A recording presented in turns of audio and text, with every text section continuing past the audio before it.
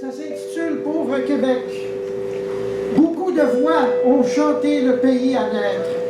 Combien de poètes, Louard Yogood, portugais évidemment, Gassier Lapointe, Gaston Miron, etc., ont couché sur papier les mots de l'espoir.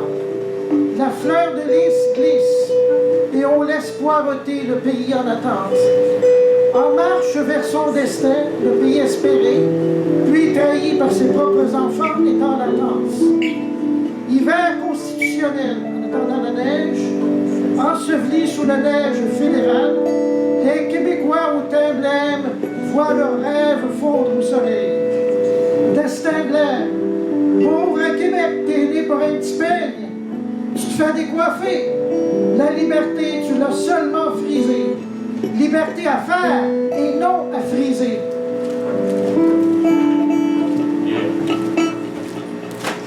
L'Eldorado des cracheurs de mots. Ça, c'est un texte assez récent. Une chier de mots précieux encombrait le volumineux manuscrit, élégamment calligraphié, mais péremptoirement imbuvable. Le comité de lecture allait rapidement tirer la chaîne et l'expédier au pays du silence éternel. Un autre auteur relégué aux oubliettes, des perles plein les tiroirs, écrins sertis à rabord de joyaux splendides, butins inégalables. Convaincu que les éditeurs n'attendent que ce trésor littéraire, ce chef-d'œuvre rarissime, cet attendu best-seller, ils en font toute une histoire. Ils tentent de fourguer leur camelote.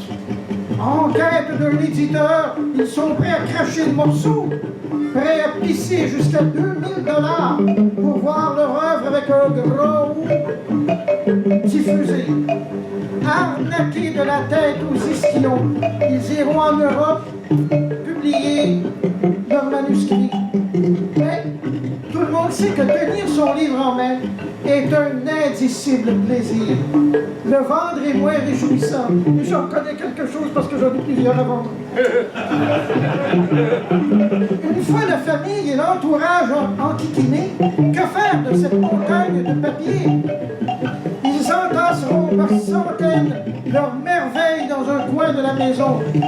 Car même après 2 ou 3 fours, certains jamais ne comprendront. Ils connaîtront enfin leur moment de gloire par le biais de la télé. Vedette d'une émission sur l'accumulation compulsive de paperasses et de livres. Adieu, rêve chimérique de richesses et de délices. Il sera toujours temps de raconter vos exploits littéraires à l'hospice.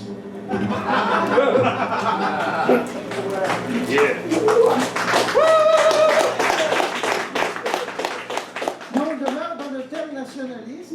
Vous savez qu'à un moment donné, on a voulu fusionner Saint-Henri et Westmount. Vous savez ce que ça veut dire, hein? Ça a été très bien accueilli par les gens de l'Ouest. Donc c'est un petit texte qui figure justement dans le recueil. Ça s'appelle West Side Sorry. Ah, nous sommes very désolés.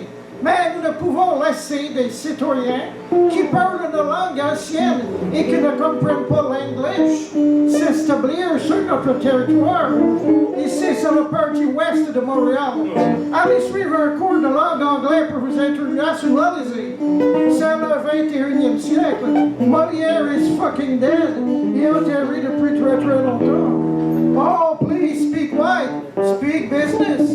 Après, nous envisagerons la possibilité de vous laisser résider dans l'ouest de Montréal.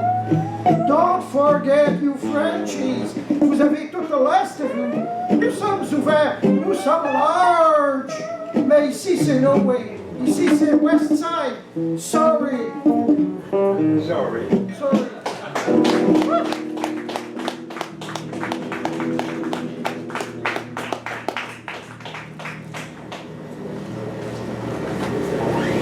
Vous savez qu'on achète n'importe quoi aujourd'hui, il y a toujours de la taxe. Hein? C'est vraiment charmant, n'est-ce pas?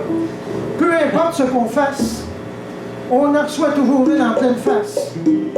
Il est à se demander s'il est préférable de recevoir une plaque ou une taxe. Les ministres ministres des Finances jouent les misérables et crient au désastre. Dans leur jeu, il n'y a qu'un atout. C'est la taxe d'abord et avant tout. Plus moyen de rien faire, il y a toujours une taxe qui nous colle au derrière. Il est à se demander si l'air qu'on respire, pollué mais néanmoins gratuit, ne sera pas bientôt taxé lui aussi. Assez, c'est assez. Taxer, c'est taxer. Il faut le dire. Il faut la dénoncer. Tous les paliers de gouvernement chargent. Ils taxent tout ce qui bouge. Jusqu'où iront-ils? À notre décharge. Ils nous tirent dessus à boulet rouge. De partout, de tous les axes. À la taxe!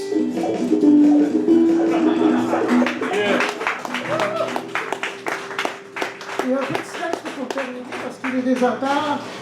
Le charme absolu. Il est de ces créatures qui semblent posséder tous les attraits. Plastique sans bavure, qualité morale irréprochable, même en fouillant, en grattant, en touillant, impossible de ressortir du négatif. Toutefois, au-delà des apparences, au sein même de l'être le plus remarquable, malgré tout l'éclat, malgré l'impeccable vernis, l'imperfection fait son nid. Non, même si je suis là, le charme absolu n'existe pas.